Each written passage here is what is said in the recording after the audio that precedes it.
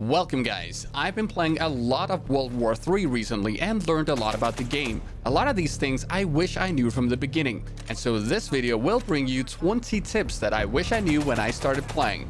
First of all, world markers are very big and vibrant, and will, if left unchanged, often cause some problems seeing enemies as they simply cover them up. I recommend that you go into the settings menu and reduce the opacity to about 30%. That's the sweet spot for me, where I can still see enemies and use world markers effectively. When using any supply bag, regardless of type, you have to press F and hold it. But while doing this, you don't have to look at the bag and can instead look around to be more combat ready, and you can even move around a little or go ADS. Enemy backpacks can be destroyed by shooting them, but instead, why not use them? Enemy supply bags can be used just like they were your own. However, there will not be an icon to identify them, so you'll have no assistance finding them. When using an artillery strike, it can sometimes be hard to find out where you are on the tablet screen, but the tip here is that the red circle used to mark the attack will always start exactly on top of your own position. This makes it much easier to quickly orientate yourself on the map. Use an artillery or airstrike on outdoor objectives that enemy are already capturing, which can be seen by this small red arrow on the objective icon in the top of the screen. This is a great way to prevent or stall an attack while you rush to assist, or just a way to get a bunch of easy kills. If you are taking over an objective and the enemy is doing this to you, listen carefully because a voice will tell you that an enemy attack is coming. Enemy airstrike fast approaching. A lot of people don't pay attention to this, just like every single one of my teammates right here.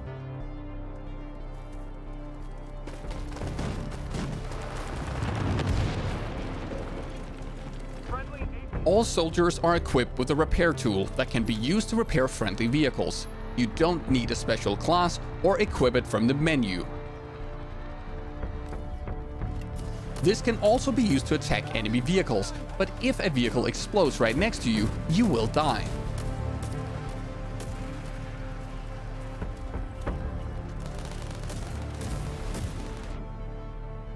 There are two types of prone, a standard forward prone and a backwards prone that you enter by moving backwards while you press your prone hotkey.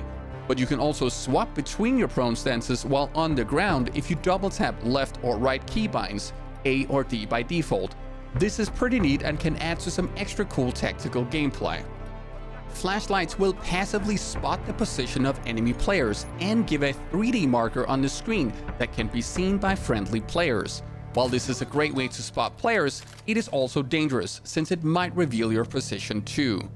Especially since both flashlights and laser sights currently activate every single time you ADS, and there is no way to prevent that.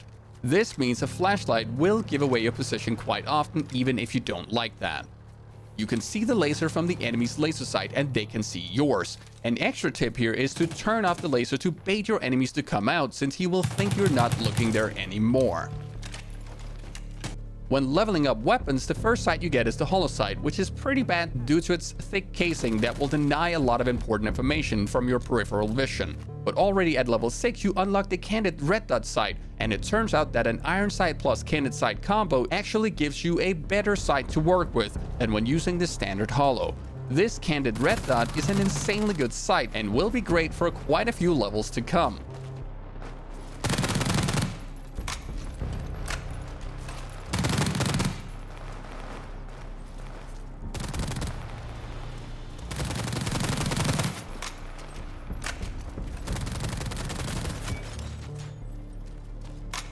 Your bullets can destroy both land and air drones. Even the bigger helicopter drone should just be attacked upon sight. This is an easy way to completely deny it, as it is quite fragile. You can also shoot down enemy UAVs to deny them positional information of your team. Vehicles do not have infinite ammunition and can be restocked in your base by parking them on top of the maintenance platform. This also works for the remote-controlled helicopter drone. It will get repaired and replenished with fresh ammunition in the same way. Drone bombs are so quick to deploy that they can be used even when close to your enemies. Like in this situation where I'm deploying it right outside of an objective to get information, but also to get an easy triple kill on defending enemies. Or in this situation where I'm getting attacked, I drop prone to deploy the drone for an effective counter-attack. You can wallbang in this game, meaning you can shoot through some walls and objects. So far, my favorite spot is this thin metal barrier at Objective Bravo 1 on Warsaw. This works great for both attackers and defenders. And finally, one tip mainly for the PUBG and Target players here: your bullets do not come out of the barrel of the gun in World War III.